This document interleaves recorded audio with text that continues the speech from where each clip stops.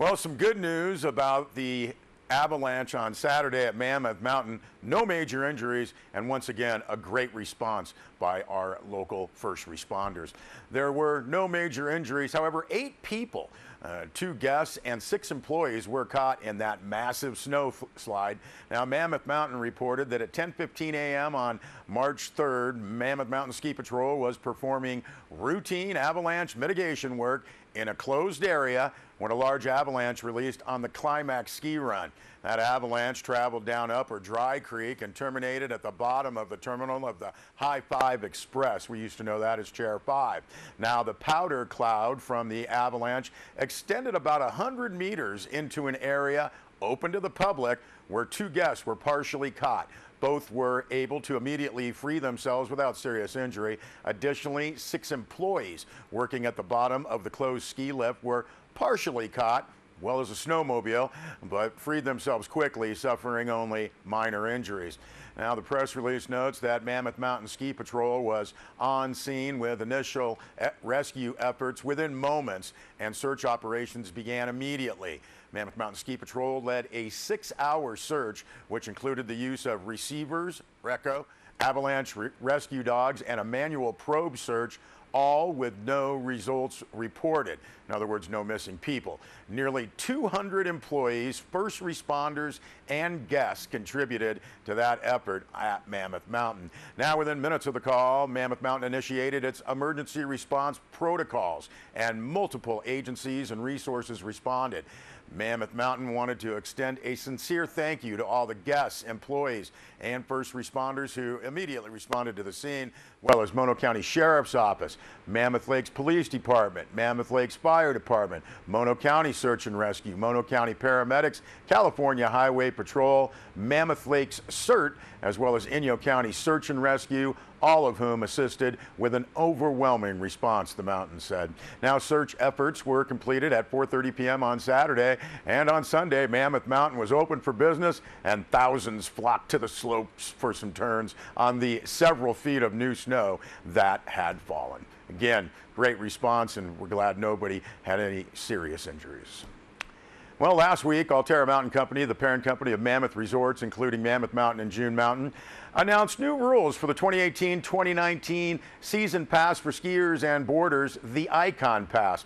Now, when it was first announced, many Mammoth locals were upset about restrictions at Mammoth Mountain, but Alterra announced a new pass and regulations. Now, a press release states that in addition to unlimited access on the Icon Pass, the Icon Base Pass will now also offer unlimited access with holiday restrictions at Mammoth Mountain for the 2018-2019 season. Those restricted dates, December 26th through the 31st, as well as January 19th and 20th of 2019, and then February 16th and 17th again of 2019. Both Icon Pass and Icon Pass Base Pass will be available for use at Mammoth Mountain starting this April 9th. Now, the Icon Pass and Icon Base Pass going on sale Tuesday, March 6th.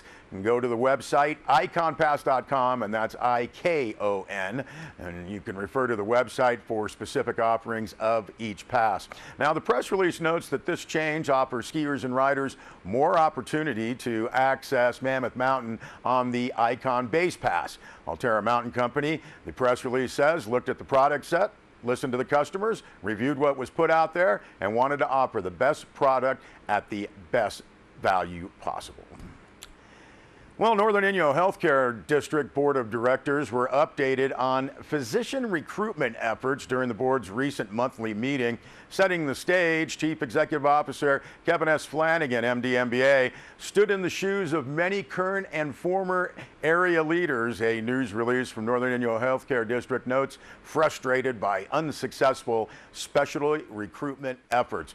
Now, that press release notes that the national polls and surveys predict large shortfalls in physicians by the year 2030. And with only 7% of all current graduating physicians willing to consider living and working in rural America, the challenge for Northern Inyo Healthcare District and all similar healthcare facilities is more significant than most people want to believe. Dr. Flanagan said, "We are competing with large swaths of America, trying to bring in physicians to live and work in a very rural and isolated area. It's not an easy task," he said. Now, using both internal efforts and professional recruitment firms, Dr. Flanagan and Northern Inyo Healthcare District leadership remain frustrated.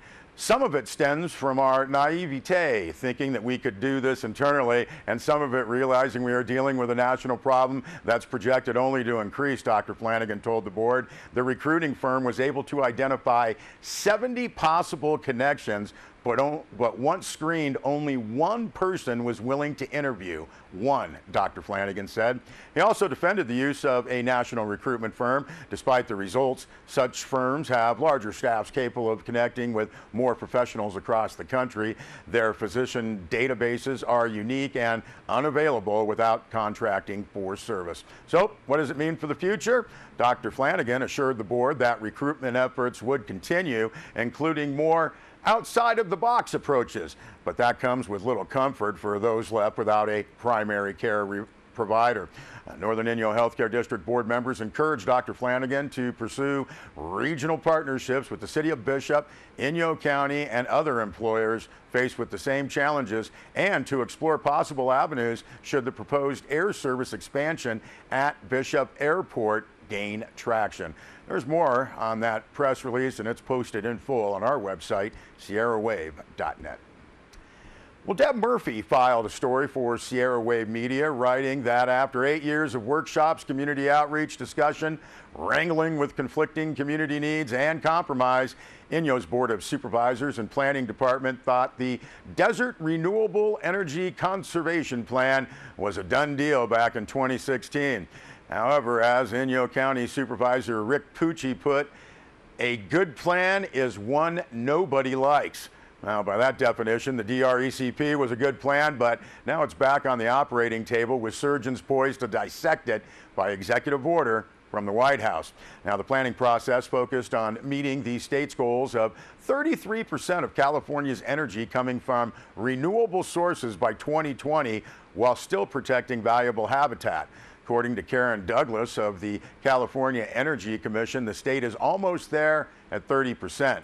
Now, phase one of the DRECP dealt with 22 million acres of BLM lands, including the southeast portion of Inyo County. Neither Douglas nor the dozen residents providing public comment wanted to see the document reopened and potentially dismantled. Now, the question for the board was how to respond to the issue.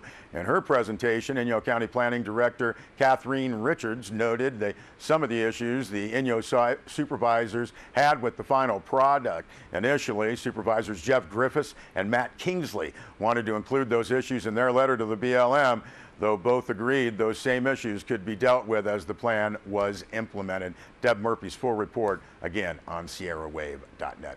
We'll be back with more news.